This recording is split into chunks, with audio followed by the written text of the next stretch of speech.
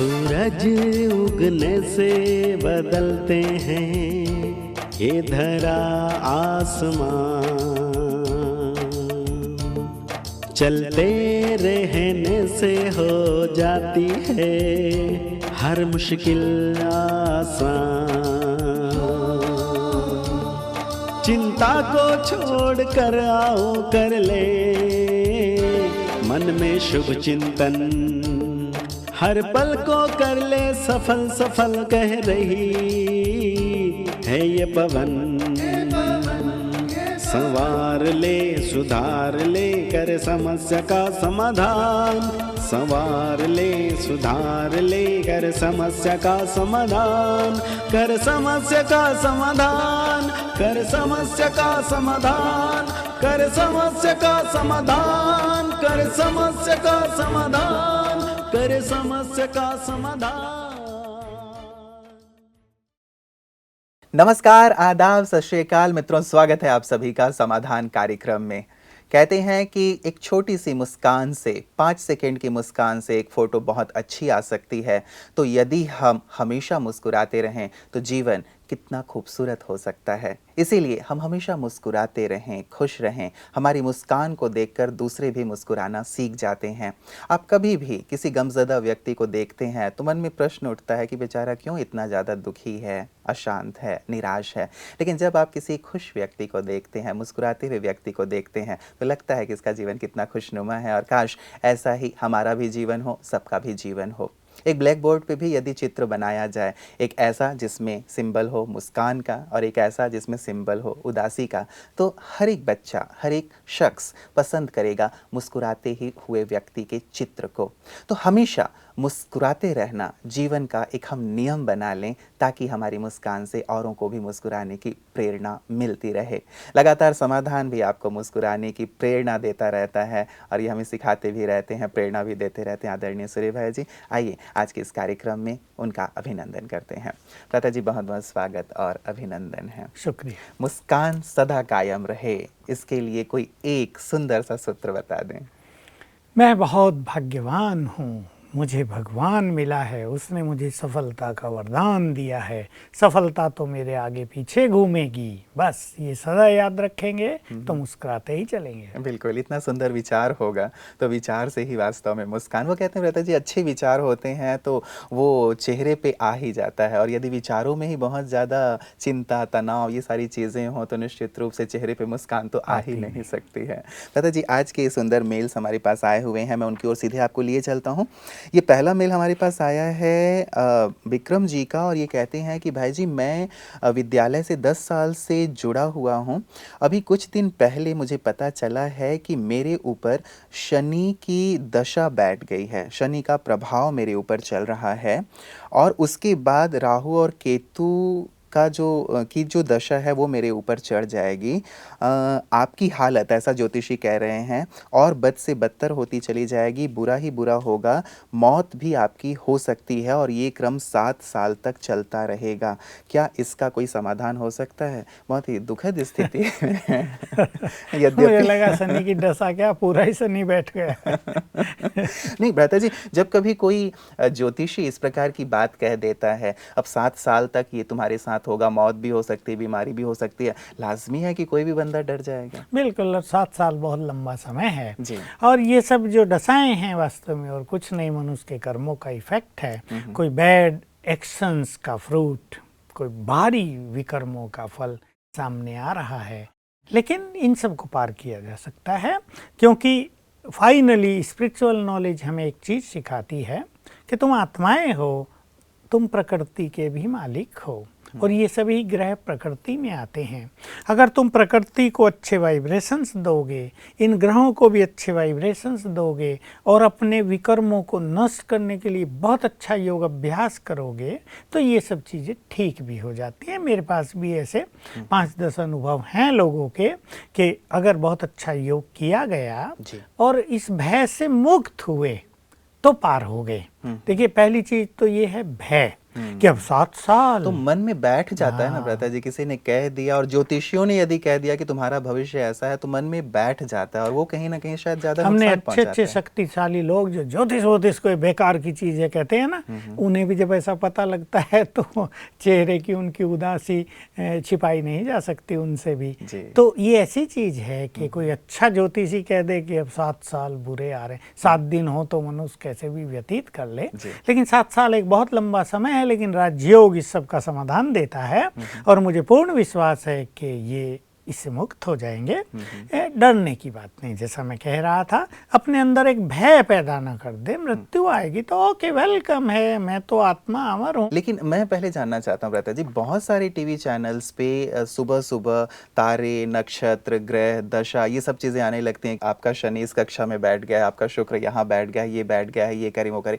मैं ये जानना चाहता हूँ कि क्या ये जो ज्योतिष शास्त्र है सत्य पर आधारित है या यूं ही लोगों को खामखा डराया जा रहा है? नहीं, देखिए ये एक बहुत बड़ी साइंस तो है और भृगु संहिता इसका एक बहुत सुंदर ग्रंथ है। ये परफेक्ट साइंस भी है। ये जरूरी नहीं कि इसका जानकार व्यक्ति परफेक्ट हो, लेकिन हमने भी बहुत केसेज में लोगों के देखा, हमें भी ये समाचार मिलते हैं कि बात ठीक होती है, लेकिन उसको बदला भी जा सकता है। इसलिए हम ये नहीं कहेंगे कि ज्योतिष विद्या कोई गलत विद्या है, ये एक परफेक्ट साइंस है। लेकिन बात यही है, जैसे हम चर्चा कर रहे थे कि सवेरे ही ऐसी बात किसी को मिल जाए, तो एक तो चैनल पे सवेरे ऐसी चीजें नहीं देखनी चाहिए। मनुष्य को अच्छा समाचार मिले तो वो अच्छा होगा, और सवेरे ही उसको सुन ले कि राहु की दशा कल से शुरू हो रही है तो आज से ही हो जाएगी। कई बार ये हो जाता है कि आज का दिन आपका अच्छा नहीं है, व्यापार में अच्छा नहीं बीतेगा, आप ध्यान से चलिएगा, कहीं कोई ट्रक वाला आपको उड़ा ना दे, तो बेचारा सारे दिन कोई उड़ाए ना उड़ाए मन से वो उड़ता रहेगा कि कुछ होना चाहिए। इतना सेंसिटिव मनुष्य को नहीं होना चाहिए। ज्योतिष विद्या है, ठीक है, और ऐसा कुछ है भी तो हम उसे पार करेंगे। हमारे अपने संकल्प इन सब को बदल सकते हैं। देखिए वहाँ भी उपाय वो लोग बताते हैं कि ये कर लो तो ये चीजें टल जाएंगी, वो भी तक उपाय है ना। तो राजयोग तो हम कहेंगे सुप्रीम चीज है इन सब के लिए, एक सुप्रीम मेथड है जिनसे इन सब चीजों को बदला जा सकता है। तो मैं कह रहा था पहले तो इन्हें डरना नहीं है, न मृत्यु से डरना है और क्या हो जाएगा मेरे साथ, अब मेरे 7 साल कैसे बीतेंगे, तो ये नहीं। अब ईश्वरीय ज्ञान इनके पास है और बाबा की एक बात में ये विश्वास करें, भगवान ने जो वचन बोल दिए वो परम सत्य हैं। एक ज्योतिषी ने बोल दिया तुम्हारे ऊपर अब राहु की दशा है जी, और भगवान ने बोल दिया अब तुम्हारे ऊपर बृहस्पति की दशा है, बृहस्पति गुरु सबसे बड़ी। अब स्वयं भगवान बोल रहा है तुम मेरे बन गए ना, मेरे हाथ के नीचे आ गए, तुम मेरी छत्र छाया में आ गए, अब मेरी दशा तुम्हारे ऊपर है। इसमें विश्वास कर लें, राहु की है या और किसी की है, इसको छोड़कर अब भगवान की दशा, बृहस्पति परम सदगुरु की दशा मेरे ऊपर है। पहले तो इनको ये संपूर्ण विश्वास कर लेना चाहिए। वैसे भी ये 10 साल से ज्ञान में है, बहुत अच्छा। तो इन्होंने बार बार सुना ही होगा कि अब तुम्हारे ऊपर बृहस्पति की दशा है। ये बाबा केवल कहने के लिए नहीं कहते, जो इसमें विश्वास करेगा उसको उसकी अनुभूति हो जाएंगी। दूसरा मैं इन्हें कहूँगा, जैसा मैंने कहा कि ये दशा आदि जो कुछ भी नेगेटिव चीज़ें जीवन में आती हैं, फाइनली हम कर्मों की गति के अनुसार जानते हैं कि ये मनुष्य के पास्ट के कर्मों का खेल चलता है। कभी विकर्म सामने हैं, कभी पुण्य कर्म सामने हैं, कभी कुछ है, कभी कुछ है। 1 घंटा सवेरे, 1 घंटा शाम को, ये बहुत पावरफुल योग कर दें, डेडिकेट कर दें अपने को एक शक्तिशाली योग के लिए, जिसको हम ज्वाला स्वरूप योग कहते हैं, बीज रूप योग कहते हैं, जिसको निर्बीज स्थिति भी कहा गया है। और संकल्प करें वो भी कर्म जो इन 7 सालों में मेरे सामने बाधक बनकर आ रहे हैं अब नष्ट हों। तो 2 घंटे का पावरफुल योग बहुत बड़ा काम करेगा और इनके वो सभी विकर्म नष्ट होते जाएंगे और इनका मार्ग क्लियर होता जाएगा। इनको अगर ये बात सत्य भी है तो इतना ही फील होगा कि कुछ हो तो रहा है, कुछ मन में भारीपन फील हो सकता है, कुछ छोटी मोटी दुर्घटनाएं इनके जीवन में हो सकती हैं, लेकिन ये सेफ निकलते जाएंगे। दूसरी चीज़, इन्हें सारा दिन प्रैक्टिस करनी है। मेरे ऊपर, मेरे सिर पर सर्वशक्तिवान का वरदानी हाथ है, उसमें मैं सदा ही सुरक्षित हूँ। और 2-3 ये स्वमान अपने पास रख लें, ताकि अगर समय का कोई बुरा इफेक्ट इनके ऊपर होता है तो वो साथ साथ समाप्त होता रहे। यानी इनको अपने वाइब्रेशंस इतने पावरफुल बनाने हैं कि अगर कोई निगेटिव वाइब्रेशंस इनका घेराव कर भी रहे हैं तो वो अनइफेक्टिव हो जाएं। तो मैं मास्टर सर्वशक्तिवान हूँ, मैं इस संपूर्ण प्रकृति का मालिक हूँ, मैं मास्टर क्रिएटर हूँ, मैं विघ्न विनाशक हूँ।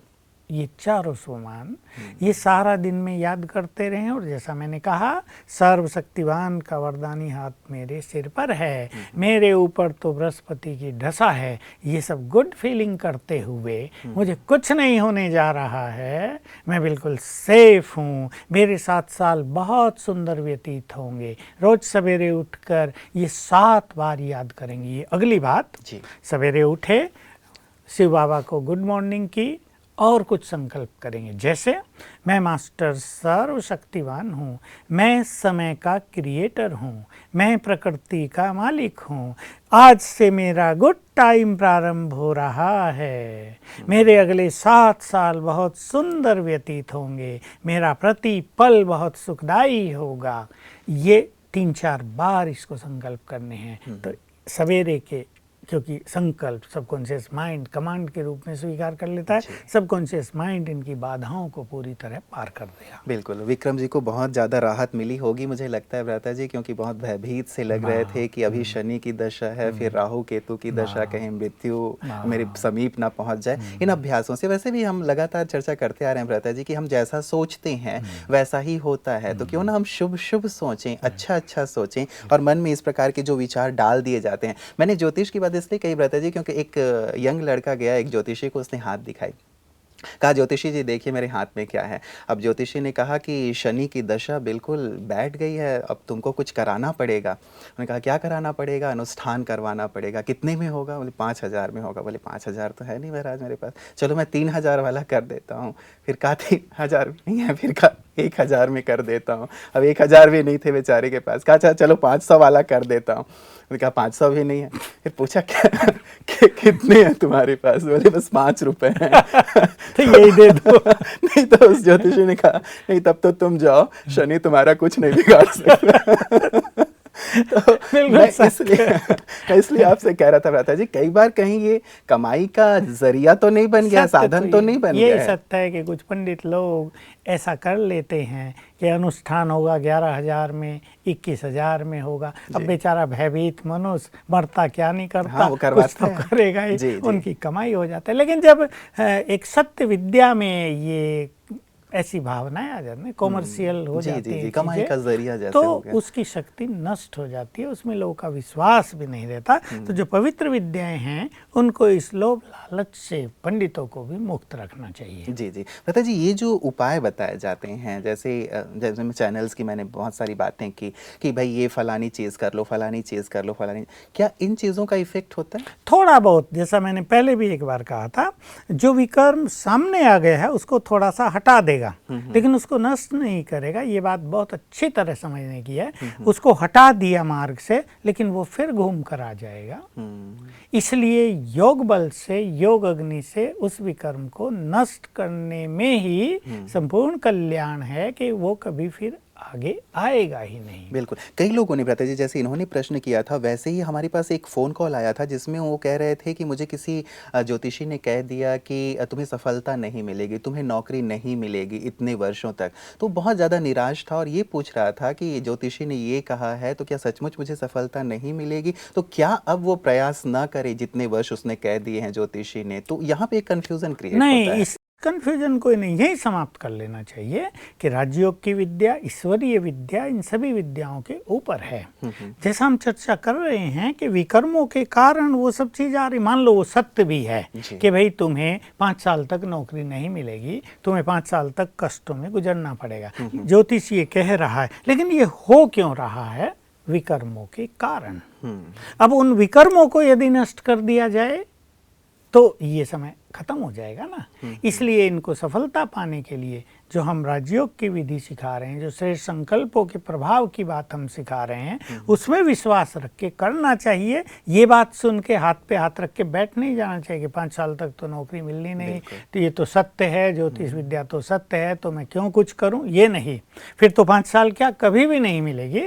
लेकिन ये संकल्प कर लें कि मैं इस प्रभाव को जल्दी से जल्दी समाप्त करूंगा राजयोग के बल से। बिल्कुल। माता जी, एक चीज़ और इन्होंने आगे पूछी है कि कई बार जब इस प्रकार की बातें होती हैं कि हमारे ऊपर गलत समय चल रहा हो, इस प्रकार की दशाएं हों, तो हमारा योग भी ठीक नहीं लगता है, मन एकाग्र नहीं हो पाता है। और आप जैसे राजयोग की बात कर रहे हैं कि राजयोग करेंगे समय टल जाएगा, लेकिन यदि योग ही नहीं लग रहा है, मन में ही बुरे बुरे विचार आ रहे हैं, तो क्या करें? हाँ, ये भी होता है। ये भी मेरे पास कईयों के अनुभव हैं कि जब ऐसा बैड टाइम आ जाता है तो मन एक खिन्नता की स्थिति में रहता है, एक प्रसन्नता उसमें आती नहीं है, वो उमंग उत्साह जो सच्चे अर्थों में आना चाहिए वो दिखाई देता नहीं है। ये बिल्कुल सत्य बात है, लेकिन इसको भी अवॉइड किया जा सकता है। योग न भी लगता हो तो अपने उस 1 घंटे के समय को कई भागों में बांट लिया जाए। जैसा हमारे पास सुंदर कमेंट्री की CD बनी हुई है, बहुत बहनों ने रिकॉर्ड की हैं, उनको सुन लिया जाए। अच्छे ये गीत सुने, 1 घंटा ये सुंदर स्थिति में पहले बिताना प्रारंभ करें। ये योग को केवल कंसंट्रेशन न मान लें और उसमें खींचातान न करें, नहीं तो मन पर एक और दबाव पड़ेगा कि योग नहीं लग रहा है, ब्रेन थोड़ा इसमें भारी हो जाता है और एक प्रेशर फील करने लगता है। तो अपने इस 1 घंटे को 4 भागों में बांट लें कि पहले 15 मिनट में मुझे सुंदर गीत सुन के अपने मन को फ्रेश करना है, बस जो गीत में शब्द आएंगे उनको एंजॉय करना है। 2-3 गीत बजा ले। अगले 15 मिनट में मुझे 5 स्वरूपों का अभ्यास कर लेना है, 3-4 बार कर लें, भले ही उसकी भी CD बनी हुई हैं, वो ले सकते हैं। तीसरे जो 15 मिनट हैं, इसमें मुझे बाबा को सामने रखते हुए उससे बातें करनी है। बुद्धि को परम धाम में ले जाने की बात नहीं, सामने बाबा को देखें, चाहे बाबा के चित्र के आगे बैठ जाएं, उनसे बात करें दिल की। इतने में इनकी बहुत अच्छी तैयारी हो जाएगी। और लास्ट के जो 15 मिनट हैं, ये भिन्न तरह की ड्रिल कर लें। कभी सुख संवतन में जाएं, बाप दादा के सामने उनसे तिलक लें, वरदान लें, सफलता की बात लें, और फिर परम धाम में जाएं, भले आधा मिनट जाएं, उनसे एनर्जी लें, फिर अभ्यास करें। मैं आत्मा भ्रकुटी में आ बैठी हूँ, ब्रेन में सारी मेरी शक्तियाँ फैल रही हैं, चारों ओर फैल रही हैं। इस 15 मिनट को भी एन्जॉयमेंट बना दें, केवल कंसंट्रेशन नहीं। तो इस तरह से ये 1 घंटा व्यतीत करेंगे, धीरे धीरे इम्प्रूवमेंट होने लगेगा और योग अच्छा हो जाएगा। बिल्कुल। माता जी, एक चीज़ विशेष करके और मैं इससे ज्योतिष विद्या से संबंधित जानना चाहूँगा। कई लोग अपने दिन की शुरुआत ही इसी से करते हैं, ये देख कर कि आज के दिन मेरे जो तारे हैं वो तारे क्या कह रहे हैं, उसके बेस पे ही वो सारे काम करते हैं।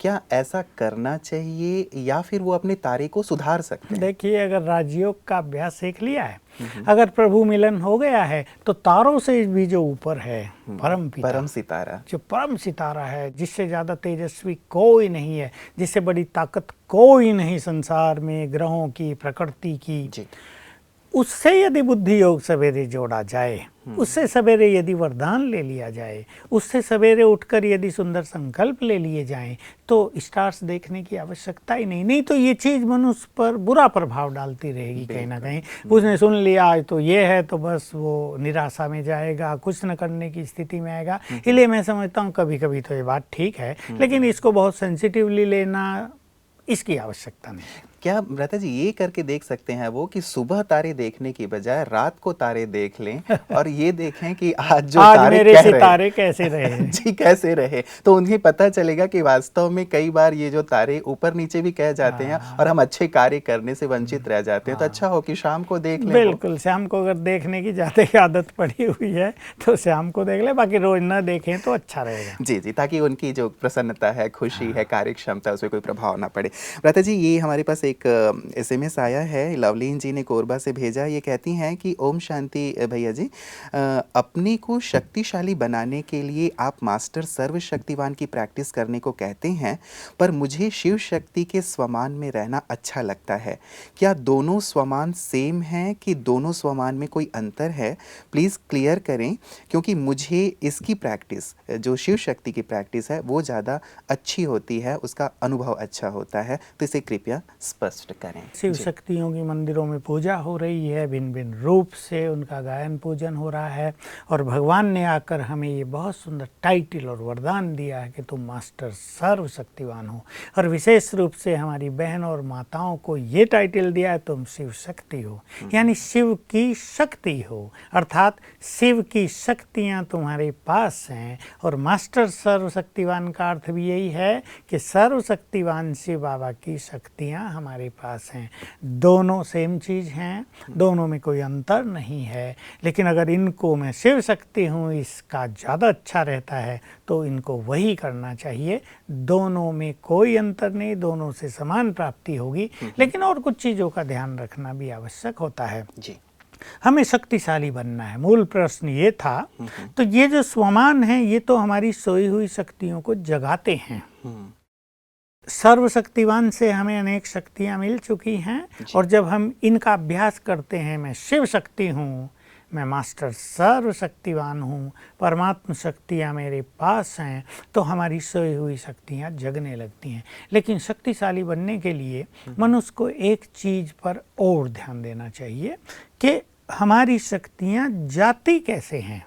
कोई ये भी बहुत अभ्यास करता हो लेकिन व्यर्थ संकल्पों में भी रहता हो, किसी को भय भी बहुत हो, या कोई निगेटिव बहुत सोचता हो, किसी को क्रोध बहुत आता हो, तो इससे ये शक्तियाँ नष्ट होती रहती हैं। इन पे ध्यान देना भी परम आवश्यक है। साथ साथ प्योरिटी के द्वारा शक्तियाँ बहुत बढ़ेंगी, त्याग के द्वारा शक्तियाँ बहुत बढ़ेंगी, ज्ञान भी एक बहुत बड़ा बल है, श्रेष्ठ चिंतन भी हमें शक्तियाँ देगा, और फाइनली जितना हम योग अभ्यास करेंगे हम शक्तिशाली बनते जाएंगे। इन सभी चीज़ों का अभ्यास शक्तिशाली बनने के लिए हर एक को करना ही चाहिए। बिल्कुल, मतलब ये सारी चीज़ें शामिल हों, हमें शक्तिशाली बनना हमारा उद्देश्य है। बाकी जो स्वमान या विचार जिसको अच्छे लग रहे हों, अनुभूति अच्छे दे रहे हों, उनका अभ्यास ये कर सकते हैं। व्रता जी, ये सुनंदा मिकल जी ने हमारे पास भेजा है अगला ईमेल, और ये कहती हैं कि मेरी 2 बेटियां हैं, एक 21 साल की है और एक 17 साल की है। ये दोनों ही एक दूसरे से आपस में बात नहीं करती। पहले ये दोनों बहुत ज़्यादा एक दूसरे से लड़ती थीं, लेकिन अब दोनों ने एक दूसरे से बिल्कुल भी बात करना बंद कर दिया है। मैं सिंगल पेरेंट हूँ, इसीलिए मुझे उन दोनों की चिंता रहती है कि आखिर ये कैसे एक दूसरे के साथ प्रेम से रहें, सम्मान से रहें, क्योंकि जब भी बातें करती हैं लड़ती झगड़ती हैं, गुस्से में रहती हैं, और अब तो इन्होंने बिल्कुल ही बोलना बंद कर दिया है। मैं ऑफिस जाती हूँ, सारे दिन बाहर रहती हूँ, इन दोनों की चिंता बनी रहती है। क्या किया जा सकता है? मुझे लगता है बचपन में इनका बहुत प्यार रहा होगा।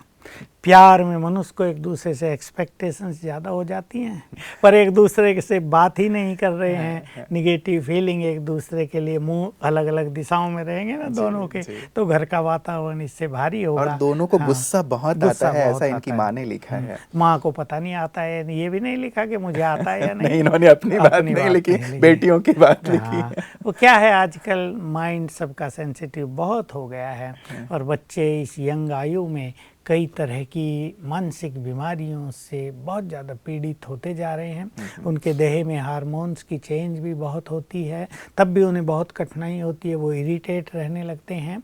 लेकिन इसको इनकी चिंता करने की बजाय कुछ अच्छे उपाय अपनाने चाहिए। चिंता से तो ये समस्या हल नहीं होगी। एक तो पवित्र भोजन इन्हें खिलाएं, मैं परम पवित्र आत्मा हूँ, बच्चों को भी भोजन बनाने में लगाएं, और थोड़ा खुद बैठ के भी अभ्यास करें। दूसरा एक बहुत सुंदर उपाय है, सवेरे उठकर 5 बजे ये अपनी दोनों कन्याओं को 10 मिनट योगदान दें, जिसकी चर्चा हम बहुत बार कर चुके हैं, और फिर माइंड टू माइंड उनसे कुछ बात करें, उनके स्वमान को जगाएं। तुम बहुत अच्छी आत्माएं हो, तुम तो भगवान के बच्चे हो, तुम तो पीसफुल हो, तुम तो दोनों बहनें हो ना, तुम में आपस में बहुत प्यार है, होना चाहिए नहीं, तुम दोनों में आपस में बहुत प्यार है, तुम तो क्रोध मुक्त हो, पीसफुल हो, बहुत अच्छे हो। ये संकल्प कई बार सवेरे 5 बजे ये प्रयोग करेंगे, तो जब वो उठेंगे धीरे धीरे उनके मन में ये जागृति होगी, नहीं हमें ऐसा नहीं करना चाहिए। जो संकल्प माँ भेजेगी वही संकल्प उठते ही इनके मन में आएंगे। और थोड़ा सा, हालांकि ये भी अभी जॉब पर जाती हैं और एक नई टेंशन भी रहती है, लेकिन फिर भी अपने घर में आधा घंटा सवेरे आधा घंटा शाम कम से कम इतना योग का अभ्यास अवश्य करें तो घर में पीसफुल माहौल होगा। नहीं तो ये बात इसके लिए टेंशन बनी रहेगी और बेचारी अकेली जान क्या क्या करेगी। बिल्कुल भ्राता जी, क्या योग का अभ्यास तो खैर बहुत सुंदर रहेगा ही इसमें और उनको बहुत अच्छे विचार पहुंचेंगे। क्या दोनों बच्चियों को बिठा के भी आपस में वो बात कर सकते हैं, जैसे भोजन में साथ साथ वो बैठें या कभी वो आउटिंग के लिए बाहर बच्चियों को लेके जाएं और बहुत प्यार से एक दूसरे के साथ बात कराने की कोशिश करें या समझौता कराने की कोशिश करें, तो क्या ये भी एक तरीका हो सकता करना है? चाहिए ये अवश्य ही।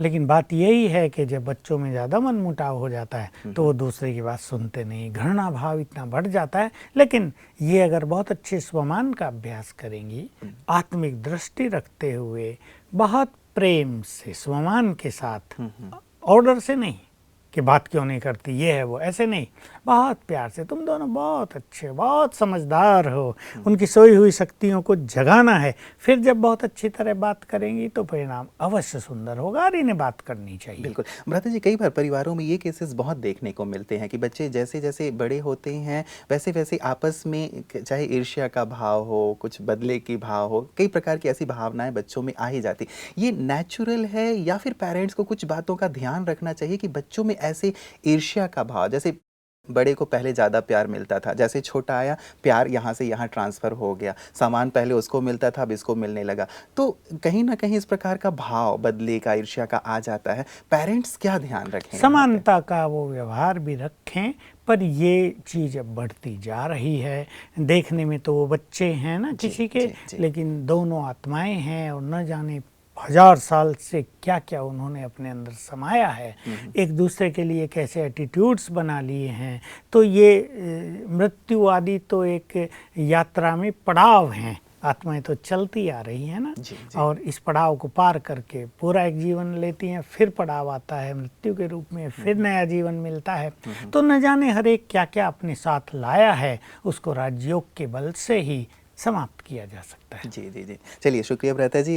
हमें लगता है सुनंदा मेकल जी की ये समस्या जल्दी ही समाप्त हो जाएगी। आध्यात्मिक जो आपने उपाय बताए हैं, और दोनों ही बहनें बहुत ही प्यार से मिलजुल करके रहेंगी, साथ साथ भोजन यही करेंगी, शुभ भावना है, एक दूसरे के कपड़े भी पहनेंगी। हाँ, यही हमारी शुभकामना है। आपका बहुत बहुत शुक्रिया भ्राता जी।